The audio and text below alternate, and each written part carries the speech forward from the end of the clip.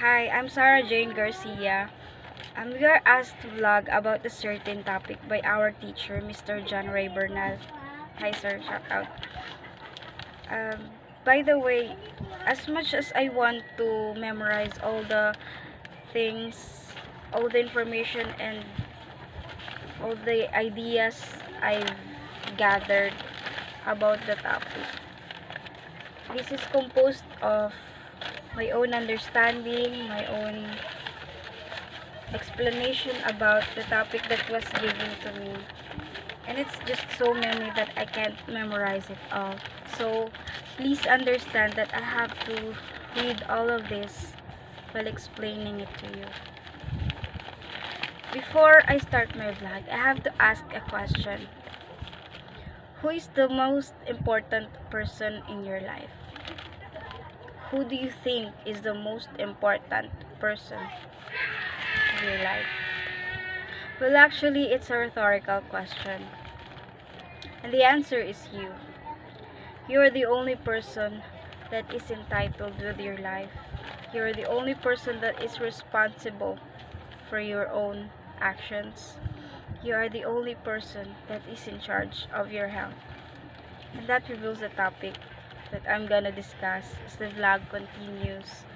And it includes stressors and responses, sources of coping, and the strength in Filipinos, social and cultural dimensions of stress, the self-care and self-compassion. First, taking charge of one's health. When you were young, your parents were in charge of managing your health.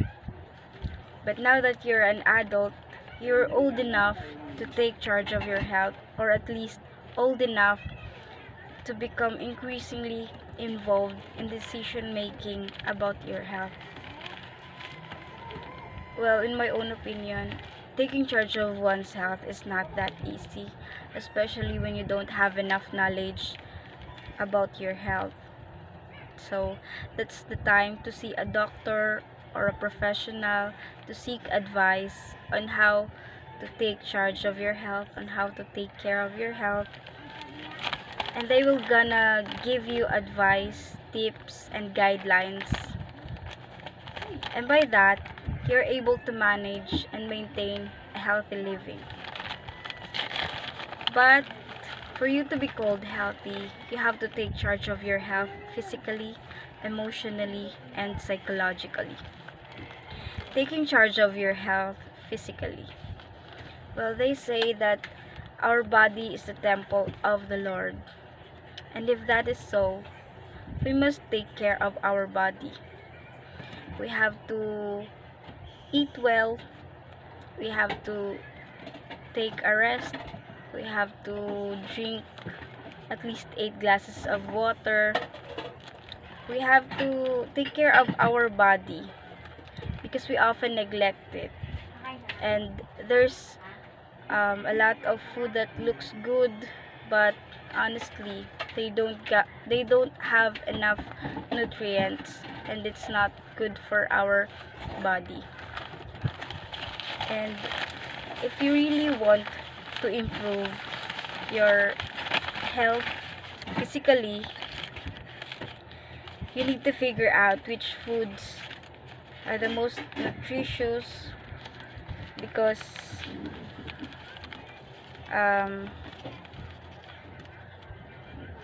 you have to maintain a healthy lifestyle, a clean environment for you to be physically fit. Taking charge of your health emotionally. Well, honestly, I'm uh I'm a kind of person who is emotionally weak, and my advice is to stay away from toxic people, stay away from the things that can make you hurt emotionally. Don't let your emotions eat you, and take time with yourself, because time heals all wounds. If you are hurt now, let yourself, let your emotions rest, Don't think too much. Taking charge of your health psychologically.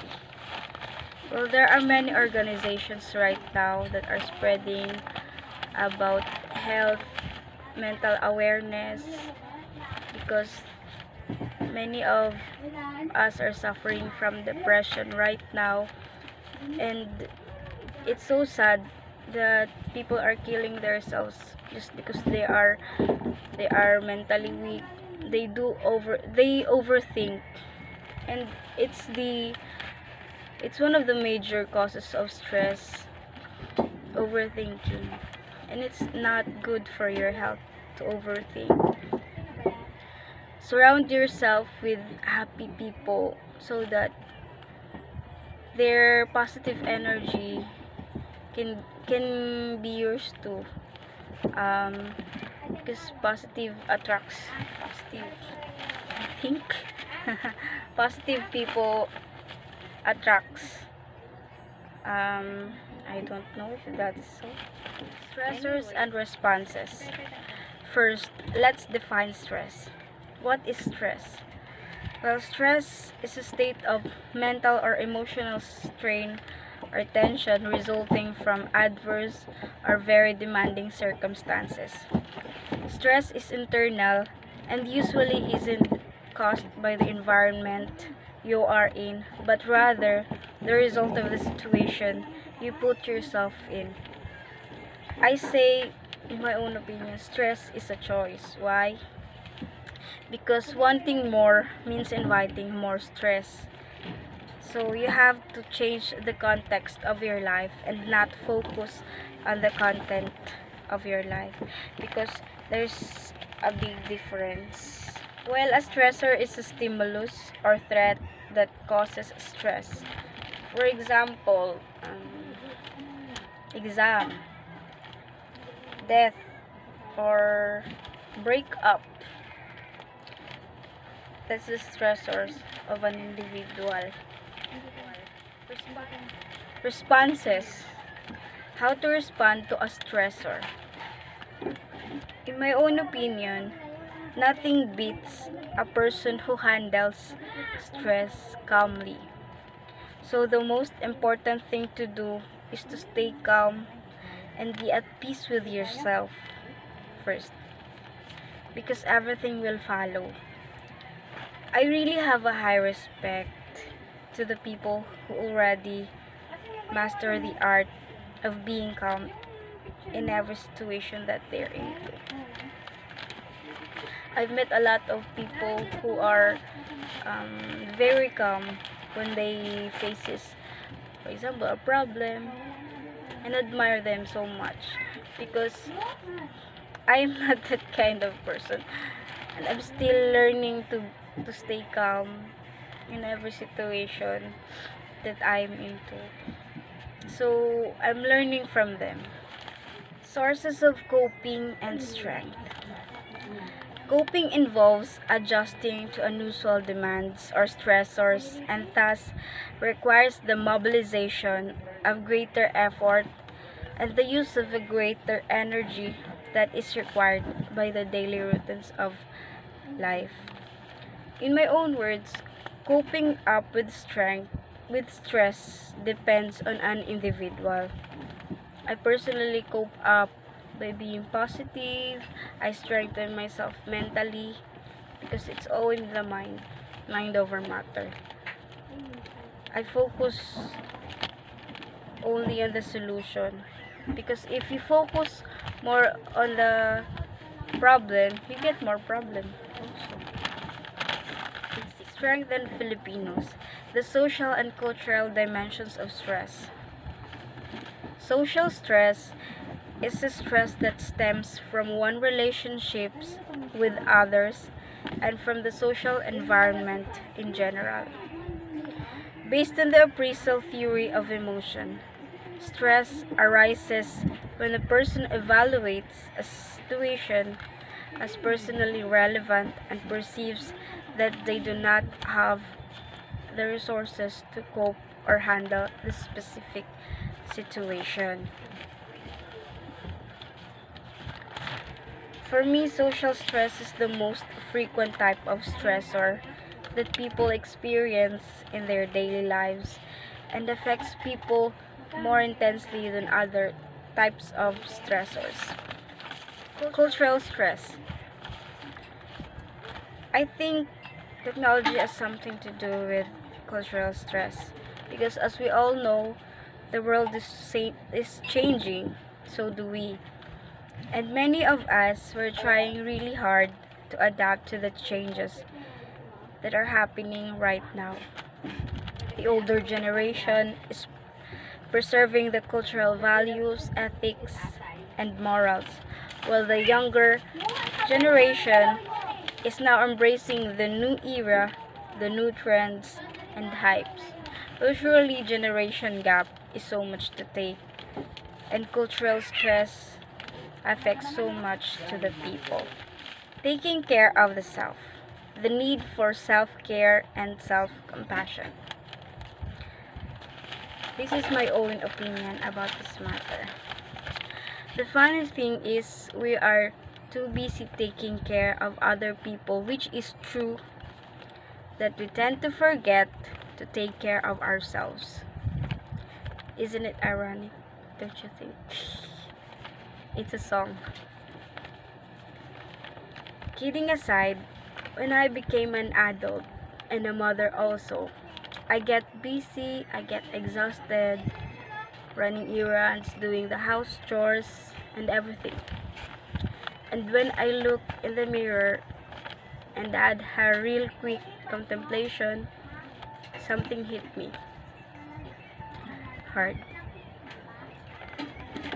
That's not me.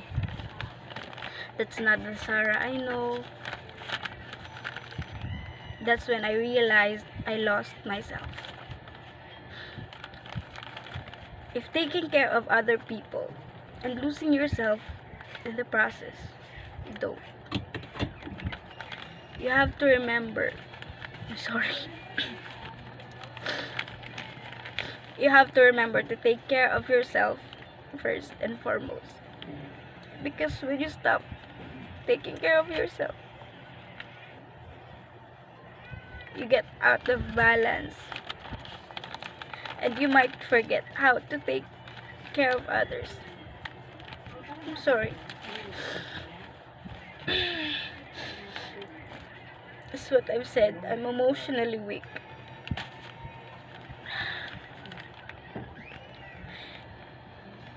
Taking care of yourself is not just by eating healthy foods. Taking care of yourself is appreciating yourself physically, emotionally, and mentally. Spend time with yourself. Know more about yourself so that you will know what your body needs. That's what I said earlier. I'm emotionally weak, and this topic is a kind of reflection about myself. And as I wrote this, I get emotional. You know, we often forget how to take care of ourselves. It's really true. It's really fucking true. Because we are more focused on taking care of other people that we love, that we tend to lose ourselves in the process of taking care of them. Sometimes it's so unfair. Life is so unfair. I know that.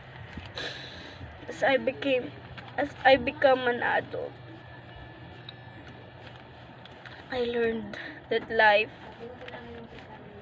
is not just fair.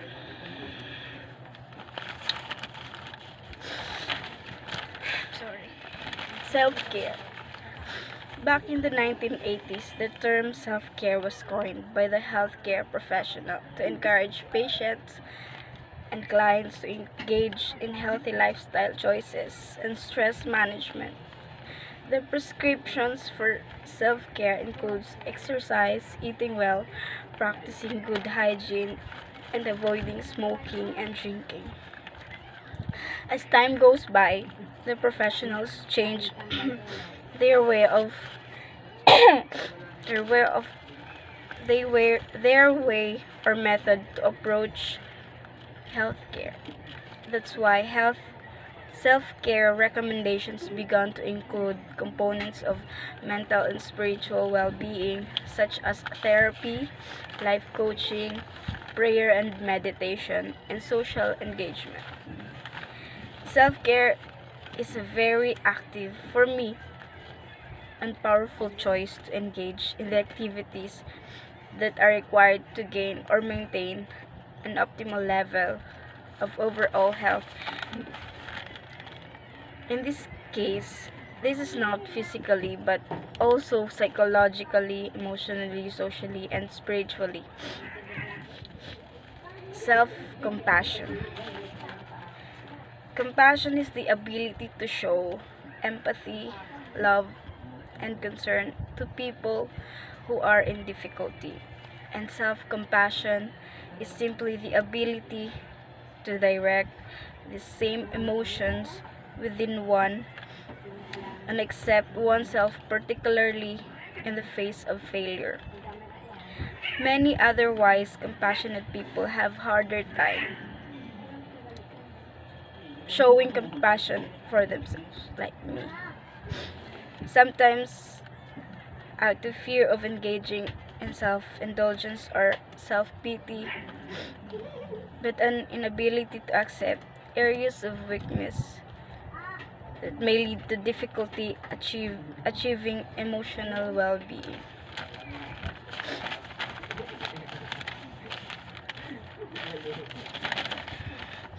Studies show that women in the United States typically show less compassion to themselves than men do. This may be particularly due to the fact that women are often societally assigned the role of caregiver, with gender norms emphasizing nurturing self-sacrificing acts. So that's sorry. I got carried away. At last, the vlog is over. Honestly, I've done a vlog like this, but I just deleted it because I look so ugly in that, and I cried in that video while explaining this. Still, the same emotion goes when I vlog this again, and I don't know why. Remember when I messaged you that this vlog is hard, this vlog is a bit difficult. It's not because I don't know how to do it, but because it's just so hard for me to explain and to manage my emotions while explaining this topic. I don't know. As I told you, I'm emotionally weak, and I just can't help my emotions when it comes to talking about self-care. Because somehow I forget to take care of myself, and it's so it makes me sad that I don't take care of myself. I forget to take care of myself. I forget to remind myself that I'm worthy. I'm worthy enough. Because I don't know. It's just so hard for me. And just keep it private. my emotions. No one knows what I feel. No one knows my thoughts. Because I pretend that I'm a happy person. I hide my feelings.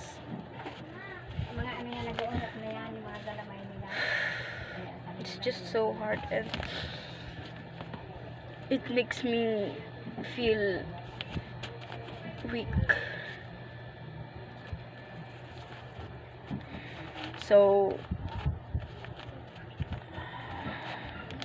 I thank you, sir, for this opportunity, for this project, even if it's stressing me out, honestly.